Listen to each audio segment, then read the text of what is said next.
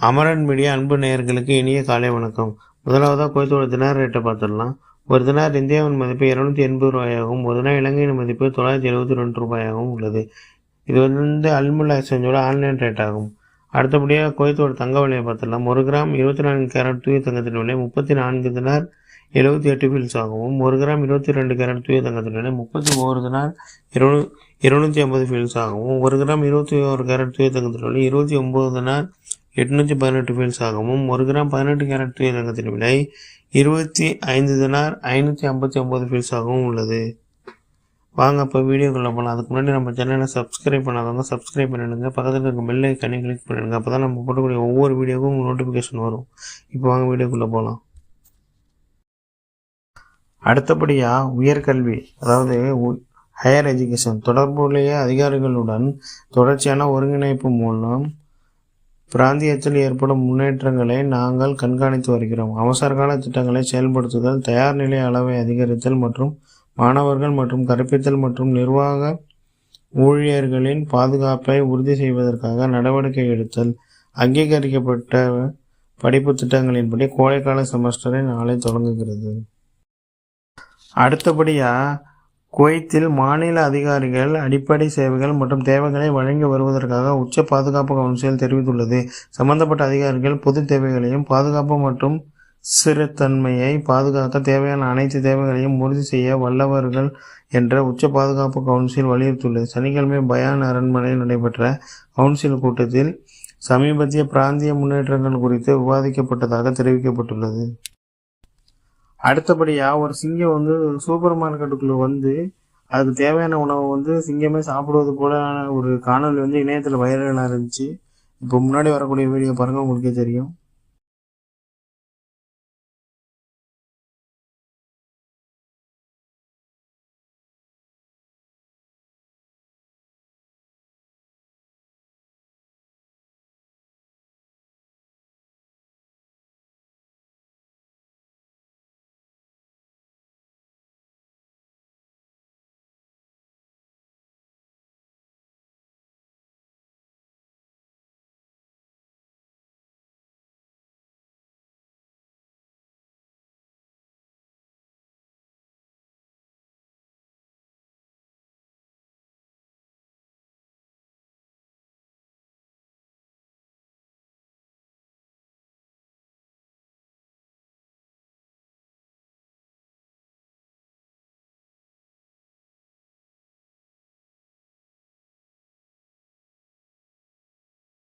அடுத்தபடியாக குவைத் பல்கலைக்கழகம் 2024 மற்றும் 2025 ஆண்டிற்கான கோடைக்கால செமஸ்டர் தொடங்க உள்ள நிலையில் அதன் அனைத்து உறுப்பினர்களுக்கும் பாதுகாப்பான கற்றல் சூழலை வழங்கி அதன் மாணவர்களை வரவேற்க தயாராகி வருவதாக தெரிவிக்கப்பட்டுள்ளது.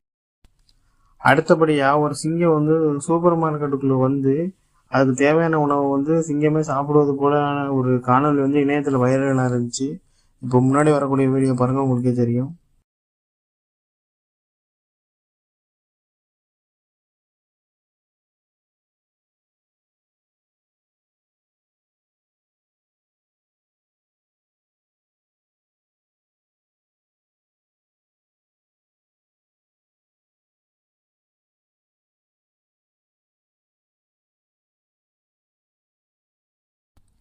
அடுத்தபடியாக குவைத்தோட வர்த்தகம் மற்றும் தொழில்துறை அமைச்சர் என்ன தெரிவிச்சிருக்காங்க அப்படின்னா, நாட்டில் தற்போதைய உணவுக்கான எந்த ஒரு பற்றாக்குறையும் இல்லை எனவும் தெரிவித்துள்ளார். சந்தைகள், விற்பனை நிலையங்கள் மற்றும் கிடங்குகளில் அடிப்படை உணவுப் பொருட்கள் கிடைக்கும் தன்மை இயல்பானது. மேலும் நாட்டில் சந்தைகளின் இயக்கம் இயல்பானது. மேலும் நுகர்வோர் தனது தேவைகளை எளிதாகவும் வசதியாகவும் பெற முடியும். களத்தில் பணிபுரியும் குழுக்கள் மற்றும் சந்தைகள் மற்றும் மூலோபாய இருப்புகளை தொடர்ந்து கண்காணித்தல் மற்றும் பிராந்தியத்தில் காணப்படும் பிராந்திய நிகழ்வுகளுக்கு இணையாக உணவு பாதுகாப்பை உறுதி செய்வது தொடர்பான அனைத்து முன்னெச்சரிக்கை நடவடிக்கைகளையும் எடுக்க அவசரகால திட்டங்களை தயாரித்து வருவதாக தெரிவிக்கப்பட்டுள்ளது. அடுத்தபடியாக குவைத்தோட பொது போக்குவரத்து துறை என்ன அறிவிச்சிருக்காங்கன்னா, ஜூன் 15 அதாவது இன்றைய தினம் ஞாயிற்றுக்கிழமை அதிகாலை டமஸ்கஸ் தெருவிலிருந்து கைத்தா நோக்கி செல்லக்கூடிய இப்ராஹிம் அல் முசின் தெருவின் 404வது இலக்கம் எண், அதாவது ரோட் நம்பர் 404 நுழைவாயிலை முழுவதாக பொது போக்குவரத்து துறையுடன் இணைந்து சாலைகள் மற்றும் நில போக்குவரத்துக்கான பொது ஆணையகம் அறிவித்துள்ளது. அடுத்தபடியா ஒட்டுமொத்த திறன்களுக்கான வளைகுடா நாடுகளில் குவைத் 5வது இடத்தை பிடித்துள்ளது. அரபு உலகில் முதலிடத்தில் ஐக்கிய அரபு அமீரகம் உலக அளவில் 38வது இடத்தில் உள்ளது. இதன்படி ஆன்லைன் கற்றல் தரமான கோர்சரா வெளியீடு உலகளாவிய திறன் குறியீடு GSI, அதாவது 2025ஆம் ஆண்டிற்கான வளர்ந்து வரும் நாடுகள் பிரிவின் கீழ் ஒட்டுமொத்த திறன்களின் அடிப்படையை குவைத் வளைகுடாவில் 5வது இடத்தை உலக அளவில் 69வது இடத்தையும் பிடித்துள்ளது. இதில் 25 முதல் 49% வரை செயல்திறன் மதிப்பெண் பெற்ற நாடுகள் அடங்கும் என்று அல்ராய் நாளிதழில் செய்தி வெளியிடப்பட்டுள்ளது. வணிகம், தொழில்நுட்பம் மற்றும் தரவு அறிவியல் துறைகளில் திறன்களில் ஒப்பீட்டு அளவில் சராசரியாக செயல்படும் நாடுகளில் குவைத் தரவரிசைப்பட்டது. ஆனால் AI முதிர்வு குறியீடு துணை குறியீட்டில் உலக அளவில் 72வது இடத்தை பிடித்தது குறிப்பிடத்தக்கது. குவைத்தின் செயல்திறனை அதன் வளைகுடா நாடுகளின் சகாக்களுடன் ஒப்பிடுகையில் ஐக்கிய அரபு எமிரேட்ஸ் அரபு உலகில் முதலிடத்தில் உள்ளது. உலகில் 38வது இடத்தை பிடித்துள்ளது. அதைத் தொடர்ந்து கத்தார் 40வது இடத்திலும், பஹ்ரைன் 51வது இடத்திலும், சவுதி அரேபியா 54வது இடத்திலும், ஓமன் 75வது இடத்தில் உள்ளது. இதனால் ஒட்டுமொத்த திறன் தரவரிசையில் குவைத் வளைகுடா நாடுகளில் ஓமானை விஞ்சியது. ஆனால் AI முதிர்வு குறியீட்டில் வளைகுடாவில் 6வது இடத்தை பிடித்தது. இதற்கு இடையில் சுவிட்சர்லாந்து ஒட்டுமொத்த தரவரிசையில் முதலிடத்திலும், அதைத் தொடர்ந்து நெதர்லாந்து, ஸ்வீடன், சிங்கப்பூர் மற்றும் பின்லாந்து ஆகியவை முதல் 5 இடங்களில் உள்ளன. அவை தொழில்நுட்பம், வணிகம் மற்றும் தரவு அறிவியல் திறன்களை சிறந்த கலவையாக பிரதிபலிக்கின்றன. அடுத்தபடியா கைஃபான் ஜமியா பராமரிப்பு பணி காரணமாக மூடப்பட்டுள்ளதாக பரவி வரும் செய்தி முற்றிலும் பொய்யான தகவல் எனவும், வழக்கம்போல் ஜமியா இயங்குவதாகவும் தெரிவிக்கப்பட்டுள்ளது. இதுக்கு முன்னாடி வரக்கூடிய வீடியோ பாருங்க, உங்களுக்கே தெரியும்.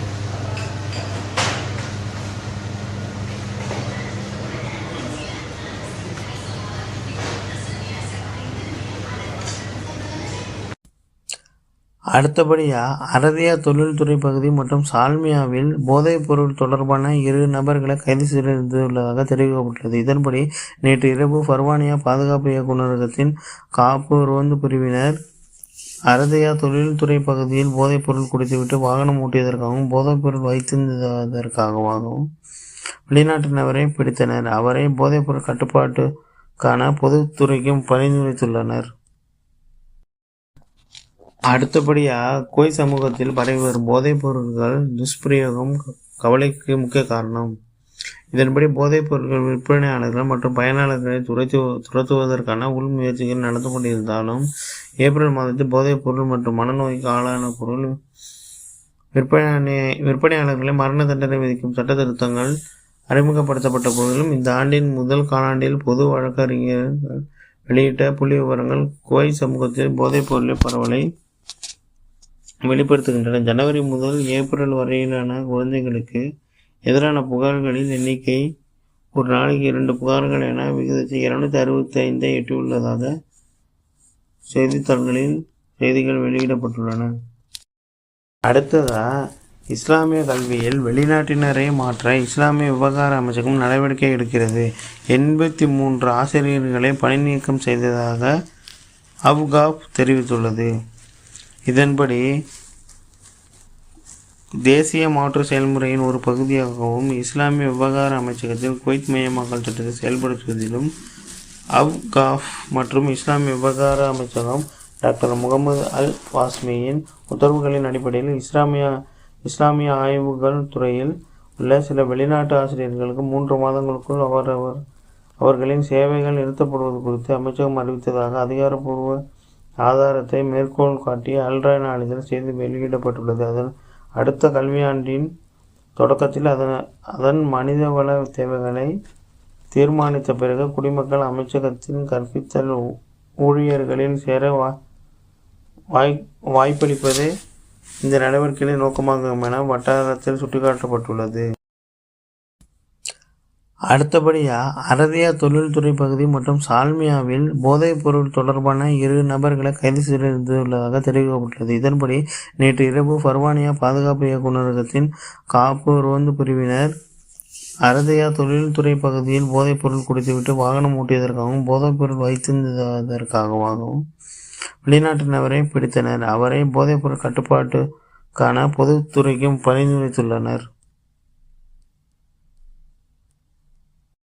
அடுத்தபடியாக குவைத் ஏர்வேஸ்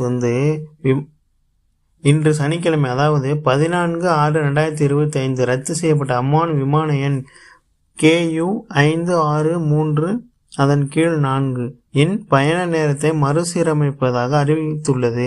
ஏனெனில் புதிய விமான நேரம் ஞாயிற்றுக்கிழமை 15/6/2025 குவைத் அம்மான் மாலை 6:30 மணி ஆகும்.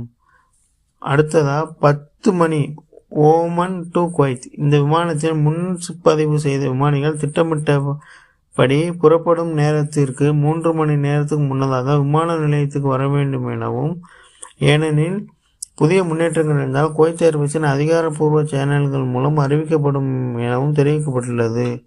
உங்களது ஒத்துழைப்புக்கு மிக்க நன்றி எனவும் தெரிவிக்கப்பட்டுள்ளது.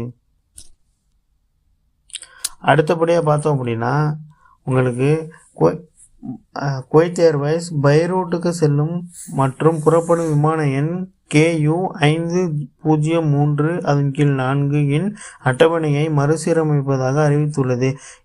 இது முன்னர் இன்று அதாவது நேற்றைய தினம் 14/6/2022 ரத்து செய்யப்பட்டது ஆகும். புதிய விமான தேதி ஞாயிற்றுக்கிழமை 15/6/2022 அன்று குவைத் பைரூட் அதாவது 8:30 காலை 8:30 பைரூட் குவைத். அடுத்து கீழே பார்த்தீங்க அப்படின்னா 1 மணி. இந்த விமானத்தில் முன்பதிவு செய்யப்பட்ட பயணிகள் திட்டமிட்டபடி புறப்படும் நேரத்திற்கு 3 மணி நேரத்துக்கு முன்னதாக விமான நிலையத்திற்கு வர வேண்டும் எனவும், ஏனெனில் புதிய முன்னேற்றங்கள் இருந்தால் குவைத் ஏர்வேஸின் அதிகாரப்பூர்வ சேனல்கள் மூலம் அறிவிக்கப்படும் எனவும் தெரிவிக்கப்பட்டுள்ளது. அடுத்தபடியாக வெளிநாடுகளில் உள்ள குவைத் மக்களுக்கு ஓர் முக்கிய அறிவிப்பு. ஈரான், லெபனான் மற்றும் ஜோர்டான் ஆகிய நாடுகளில் தற்போதைய அரசியல் சூழ்நிலை காரணமாக இந்த நாடுகளில் பாதிக்கப்பட்ட அல்லது சிக்கி தவிக்கும் குவைத் குடிமக்களுக்கு சிம் கார்டுகளை இலவசமாக வழங்குகிறது. இது அவர்களின் குடும்பத்தினருடன் தொடர்பு கொள்ள உதவுவதற்கும் இந்த விதிவிலக்கான காலங்களில் தொடர்ந்து இணைப்பை உறுதி செய்வதற்குமாக கொண்டு வரப்பட்டது ஆகும். இந்த சிம் கார்டை பெறுவதற்கான நம்பர் கொடுத்துருக்காங்க, அதை நான் சொல்கிறேன் பாருங்கள். 90053043 என்ற எண்ணை தொடர்பு கொண்டால் சிம் கார்டு கொடுப்பதாக தெரிவிக்கப்பட்டுள்ளது. بادرة جميلة من شركة كويتية للمواطنين المتواجدين بالخارج تحديدا بالدول المذكورة بالفيديو، وعلشان يسهلون عملية التواصل واستخدام الانترنت شركة يوسم توفر شريحة إلكترونية مجانية للمواطنين الموجودين بهالدول. خلال هالفترة تقدرون تتواصلون معاهم على الرقم المذكور، ولا تنسون النشر، ممكن أحد يستفيد من المعلومة. அடுத்ததாக மின்சாரம், நீர் மற்றும் புதுப்பிக்கத்தக்க எரிசக்தி அமைச்சகம் ஒரு அறிக்கை ஒன்றை வெளியிட்டிருக்காங்க. இதில் பார்த்தீங்க அப்படின்னா கைரோத்துறை நேற்றைய தினம் சனிக்கிழமை 14/6/2022 மாலை 6 மணி முதல் 8 மணி வரை சில பகுதிகளில் நீர் ஓட்டத்தை குறைக்கும். பாதிக்கப்பட்ட பகுதிகள் அரதியா, சபா அல் நாசர், ரெஹாப், இஷபிலியா, தயா, தஸ்மா, பினைதல்கர். பராமரிப்பு பணிகள் முழுவதும் ஒத்துழைப்பு மற்றும் புரிதலுக்காக அனைத்து வாடிக்கையாளர்களுக்கும் அமைச்சகம் நன்றி தெரிவிக்க விரும்புகிறது. ஏதேனும் நீர்வெட்டு ஏற்பட்டால் தயவு செய்து அவசர எண்ணான 152 அவசர ஹாட்லைனை அழைக்கவும் என மின்சாரம், நீர் மற்றும் எரிசக்தி அமைச்சகத்தால் தெரிவிக்கப்பட்டுள்ளது.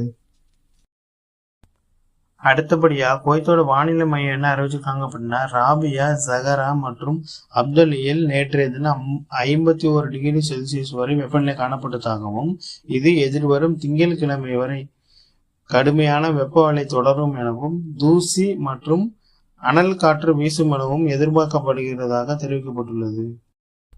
அடுத்தபடியா பிரிட்டன், பிரான்ஸ் அமெரிக்காவை தாக்குவோம் என ஈரான் தெரிவித்துள்ளது. இதன்படி தங்கள் மீது தாக்குதல் நடத்தும் இஸ்ரேலுக்கு உதவுவதை அமெரிக்கா, பிரிட்டன், பிரான்ஸ் ஆகிய நாடுகள் நிறுத்த வேண்டும் எனவும், இஸ்ரேலிய இராணுவ நடவடிக்கைகளுக்கு உதவினால் பிரிட்டன், பிரான்ஸ் அமெரிக்காவை திரும்ப தாக்குவோம் எனவும் ஈரான் தெரிவித்துள்ளது.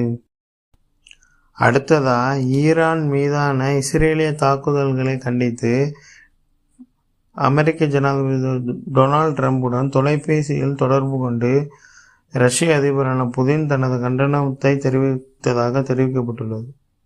கடைசி வரைக்கும் பார்த்த அனைவருக்குமே மிக்க நன்றி. உங்கள் நண்பர்கள் அனைவருக்கும் ஷேர் பண்ணுங்கள், லைக் பண்ணுங்கள், கமெண்ட் பண்ணுங்கள், மறக்காமல் சப்ஸ்கிரைப் பண்ணிவிடுங்க.